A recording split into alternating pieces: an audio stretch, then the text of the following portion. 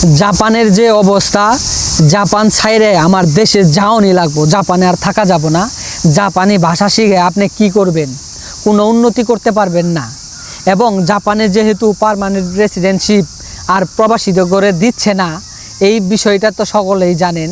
হ্যাঁ, তো দিবে না, যেহেতু 30 বছর জাপানে থাকা লাগবে, 5 লাখ টাকা বেতন থাকা লাগবে এবং 30 বছরের পেনশন দেওয়া লাগবে। যদি এই সমস্ত ডিটেলস বা এই সমস্ত তথ্য, এই সমস্ত যদি ওদের রুলসগুলা আপনি মেনটেন করতে পারেন, সেক্ষেত্রে আপনাকে 30 বছর পরে পার্মানেন্ট রেসিডেন্টশিপ দিবে, না হলে দিবে না। তো এই সম্পর্কে কিন্তু আমি একটা ভিডিও বানাইছিলাম। আমাকে মানুষ আজে বাজে কমেন্ট করে ছেঁড়াবেড়া করে লাইছে। আমাকে বলে কি, বলে তোরে ভিসা কেরা দিল?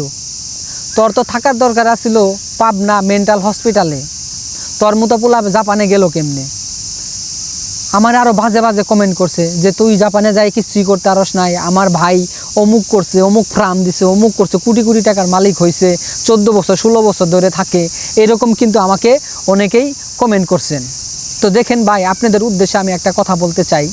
আমি যেহেতু জাপানে অনেক বছর ধরে আছি, যে নিউজটা জাপানে সর্বপ্রথম বের হয় সেটাই কিন্তু আমার ফেসবুক বা ইউটিউব চ্যানেল আমি সবার আগেই আপলোড করে থাকি। কারণ আমি প্রতিদিন ভিডিও বানাই, যে নিউজটা আসে সেই অনুযায়ী আপনাদেরকে আপডেট দেই। তো আমার কি দোষ ভাই?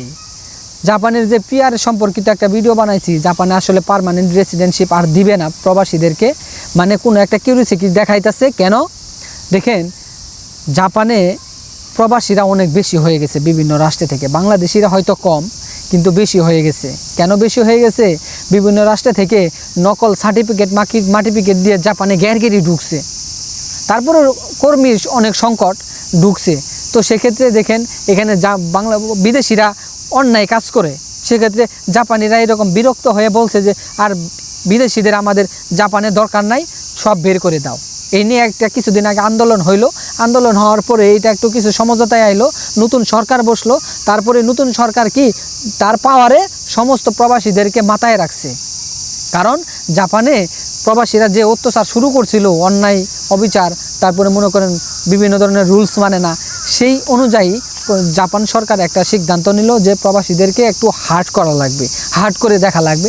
সেই অনুযায়ী যে পিআরের একটা সম্পর্ক, আগে 5 বছর ভিসা থাকলে পিআরের আবেদন করা যাইতো, তারপরে নিয়ম করলো 10 বছরের ভিসা, যে 10 বছরের ভিসা হইলে আপনি আবেদন করতে পারবেন।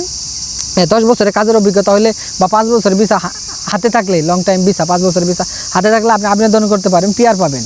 কিন্তু দেখেন, হঠাৎ করে আবার আরেকটা চান্স আসলো যে পিআর যদি পাইতে হয় তাহলে আপনার বেতন এবং 30 বছরের নেনকিন দেওয়া লাগবে। মানে আপনি 30 বছর জাপানে থাকা লাগবে এক, এবং আপনি যদি 30 বছর জাপানে থাকা লাগবে এমন কোনো কথা না, 30 বছর তো থাকা লাগবেই, পেনশন দেওয়া লাগবে 30 বছরের, এবং আপনার বেতন হইতে হবো 5 লাখ, মানে 4,79,000 ইয়েন।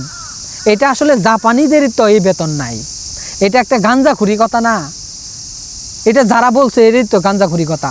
কিছু কিছু জাপানির বেতন আছে, মানে 100 মধ্যে ধরেন যে 70% জাপানিদের বেতন আছে যে 40,000 ইয়েন, 40,000 না, মানে ধরেন 4 লক্ষ ইয়েন বা 3.5 লক্ষ ইয়েন বা 4,20,000 ইয়েন, 2.5 লক্ষ ইয়েন, এইরকম বেতন আছে জাপানিদের। আর প্রবাসীদের ওইখানে কি, প্রবাসীরা কি কি কি কি খাই আইছে, যে প্রবাসীরা কি একটা পড়ালেখা করে আইছে যে জাপানে 5 লক্ষ টাকা করে বেতন দিব প্রথমে? এটা আসলে সম্ভব না। সেই জন্য জাপানে পার্মানেন্ট রেসিডেন্টশিপ পাওয়াটা পসিবল না, এটা কোনোভাবেই সম্ভব না। সেই জন্য আমি আপনাদেরকে নিউজ দিলাম যে এরকম জাপানে আইসেন না, পড়ালেখা করে কি করবেন, হ্যাঁ, এই তো বাস্তব কথা ভাই। আপনি একটা দেশে আসবেন পার্মানেন্ট রেসিডেন্টশিপ নিয়ে, ওই দেশে লং টাইম থাকবেন, ফ্যামিলি নিয়ে আসবেন, হ্যাঁ, ভালোভাবে থাকবেন, ভালো টাকা ইনকাম করবেন, ভালো একটা লাইফ। এটা কি সুন্দর না? এখন আপনাদেরকে একটা ভালো নিউজ দিলেও খারাপ আমি, বা ভালো কথা বললেও খারাপ।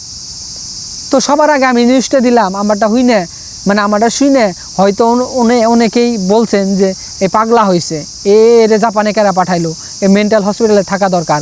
আসলে ভাই, আমার চ্যানেলে আমি জাপানের নিউজ সম্পর্কিত সবথেকে ভিডিও বেশি দেখি। জাপানের যে কি ধরনের কি ঘটতেছে না ঘটতেছে, যে নিউজগুলো আছে ইউটিউবে, ওদের যে ভিডিও আপলোড বা লাইভ আছে, সেগুলো আমি দেখি।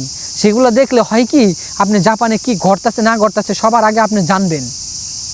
জানলে যেহেতু আমি ভিডিও তৈরি করি জাপানের ইনফরমেশন নিয়ে, জাপানের ভিসা ক্যাটাগরি নিয়ে, কোনটার কি হইলো না হইলো, এটা আমার সমস্ত মানে আমার দায়িত্ব, এটা আমার কি ভালো করে বোঝা এবং কি হইলো প্রতিদিনের আপডেটটা আপনাদেরকে দেওয়া।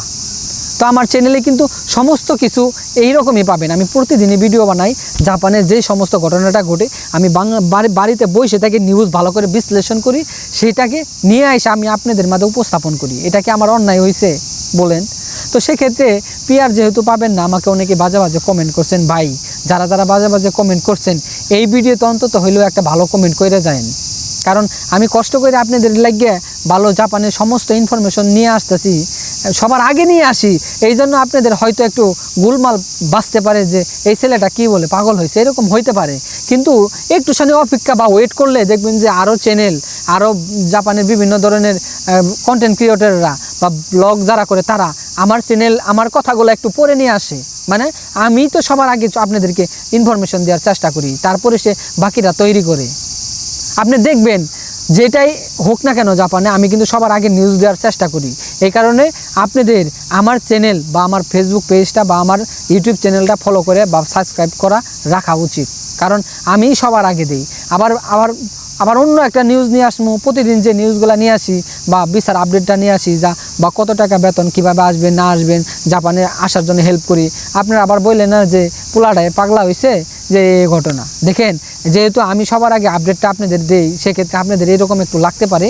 একটু ওয়েট করবেন, একটু সময় ধৈর্য ধরেন, ভিডিওটা দেখে তারপরে দেখবেন যে অনেক চ্যানেল, আবার অনেক ইউটিউব ভিডিও ক্রিয়েটররা এইগুলোই আবার আলোচনা করবে। তো সেক্ষেত্রেও যেহেতু আমার এই ভিডিওগুলো সবার আগে আপনাদের মাঝে যা, সেক্ষেত্রে আপনারা মন খারাপ করেন না ভাই, আপনারা আমার ভাই ব্রাদার মানুষ। আপনারা আমার ভিডিওতে কমেন্ট করেন, আমার খুবই ভালো লাগে। খারাপ করেন, ভালো করেন, কিন্তু আমার খুবই ভালো লাগে এটাই। আপনার একটা কমেন্ট আমার খুবই ভালো লাগে।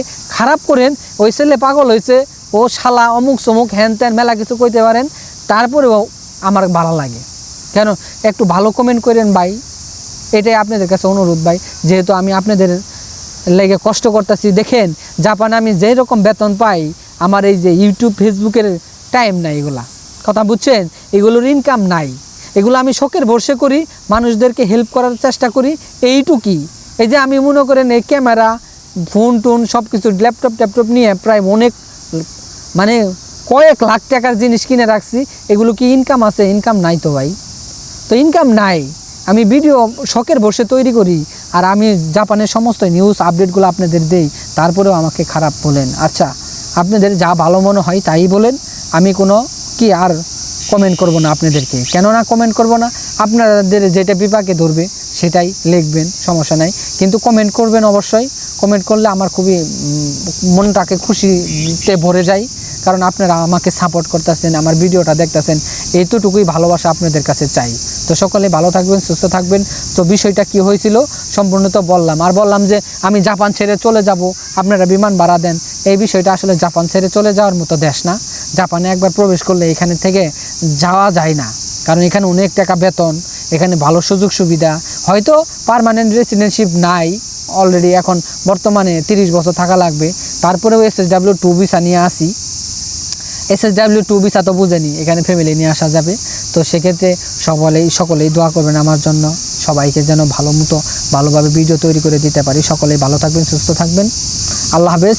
আর হইতেছে কি, আপনারা টেনশন করেন না, যারা আমার ফলোয়ার আছেন অনেকেই কিন্তু আমার মাধ্যমে যোগাযোগ করে চেষ্টা করছেন যে আমার মাধ্যমে জাপানে আসবেন।